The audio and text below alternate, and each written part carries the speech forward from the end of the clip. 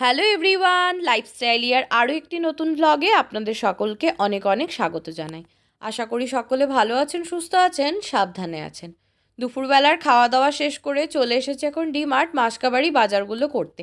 এবারে আর স্টার বাজার যাইনি, আর আজকে এসেই দেখুন কি পেয়েছি, একসঙ্গে 3 রকম ফ্লেভারের হজমোলা। এখানে কখনো সখনো হজমোলা পাওয়া গেলেও ওই এক রকমেরই দেখতে পায়, তবে এই 3 রকম একসঙ্গেই প্রথমবারই দেখলাম। নিয়ে নিয়েছি ওখান থেকে একটা হজমোলার কৌটো, আর এখান থেকে নেব এখন চাল।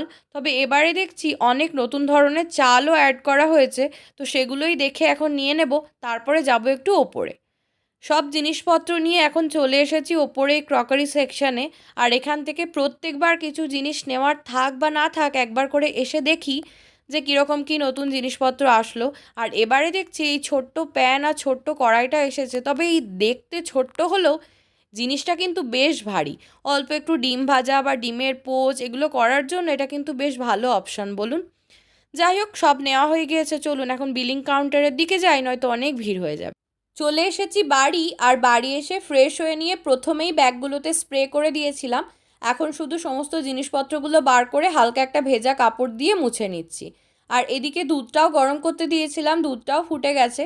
আর এই যে এদিকে আমার সমস্ত জিনিস বার করে পরিষ্কার করে মুছে নেওয়া হয়ে গেছে।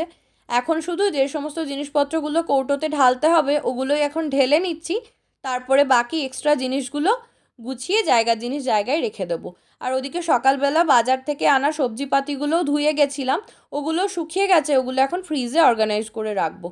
এরপরে করব রাত্রেবেলার ডিনার। চলুন তাহলে আজকের এই ভ্লগটাও এখানে শেষ করছি। ভ্লগটা আপনাদের কেমন লাগলো অবশ্যই কমেন্ট করে জানাবেন, আর ভালো লাগলে অবশ্যই একটি লাইক করবেন। সকলে ভালো থাকবেন, সুস্থ থাকবেন, সাবধানে থাকবেন। দেখা হচ্ছে আপনাদের সাথে খুব শিগগিরই পরবর্তী একটি ভ্লগ নিয়ে।